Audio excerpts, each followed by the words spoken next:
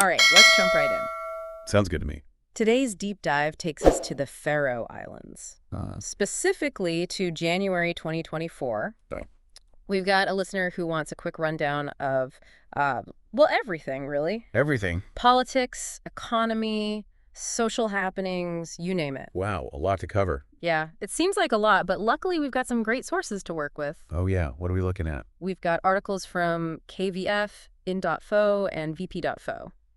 Excellent. A good mix there. So should we just dive right in? Let's do it. Okay, so one of the first things that jumped out at me was this huge investment plan from the government. Oh yeah, the 2.5 billion kroner package. Exactly, 2.5 billion. That's a massive amount of money, especially for such a small nation. It is, but they seem to have some pretty clear priorities for where that money's going. Like what? Well, a big chunk of it is going towards infrastructure, mainly a new hospital in Klaksvik and some new tunnel projects. A new hospital, that's fantastic. Yeah, it's really needed. Why is that? Well, right now, people in more remote areas often have to travel quite a distance to get specialized care. I see.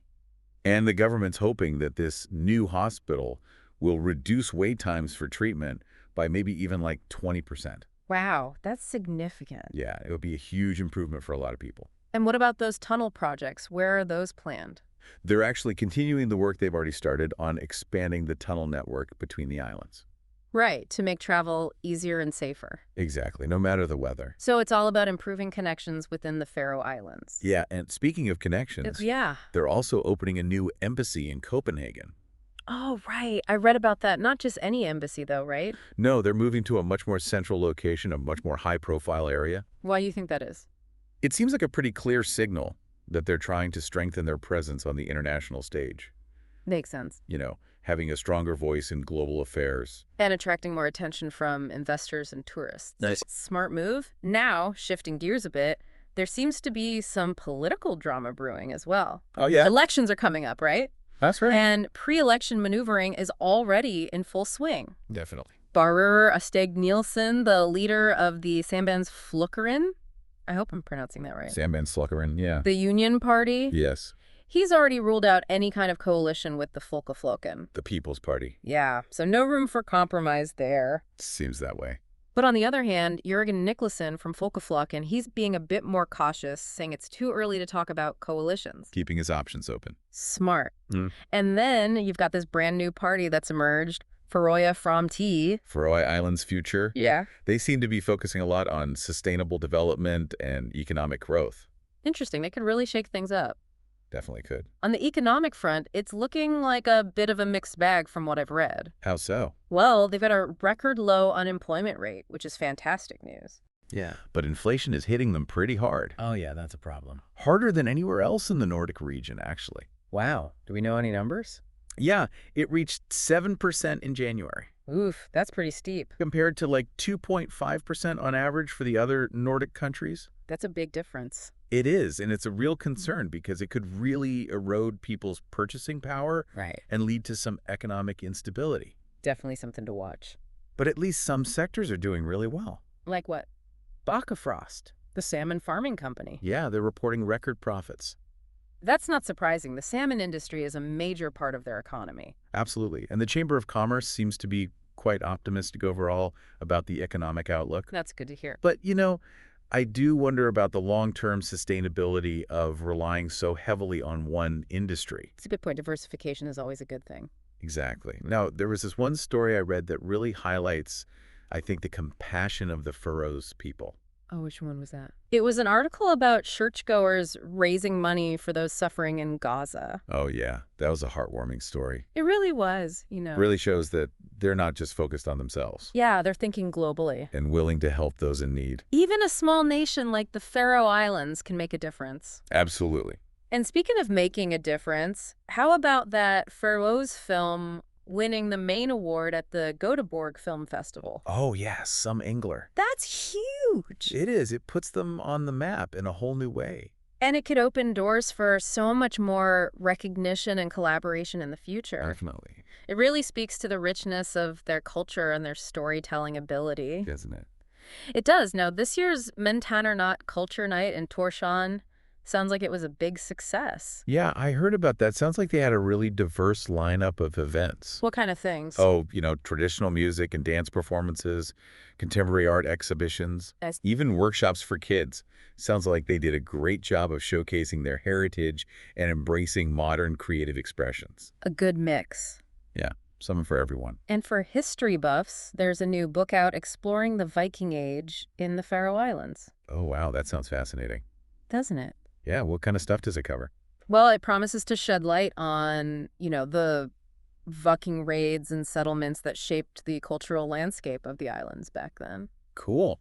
I might have to check that out. Yeah, it's a reminder that the Faroe Islands have a long and rich history, Definitely. just waiting to be explored. Mm. And it seems like they're still writing that history today, Yeah, in many ways. with all these new developments and initiatives. It's exciting to see what they'll do next. Yeah, Yeah, and they're not just focused on the physical infrastructure. right. The Parliament also approved the budget for 2024.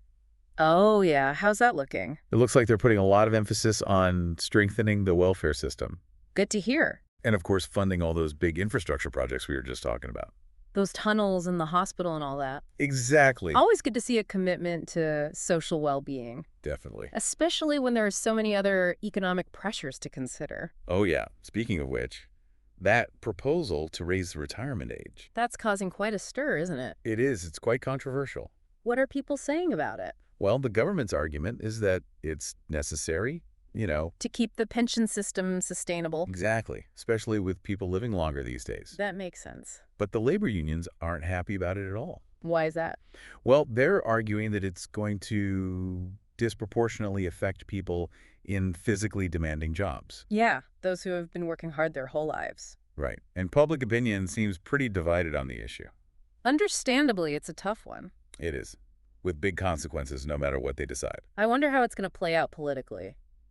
It could become a major campaign issue in the upcoming elections. Yeah, but We'll have to wait and see how the different parties position themselves on it. it'll be interesting to watch. And it's not the only social issue that's generating a lot of discussion. Oh, what else? Well, the coalition government has also proposed some amendments to the Marriage Act. Oh, right. Aimed at clarifying the rights of same-sex couples. That's right. I think it's great that they're taking steps to be more inclusive, It's definitely part of a broader trend we're seeing in the Faroe Islands. towards greater equality for all. Exactly. But, even with all this progress, there are still some areas where things seem to be moving in the wrong direction. Oh, like what? I was reading about those potential budget cuts to Suriname. The School for Children with Special Needs. Yeah. Oh, right. I saw that article too.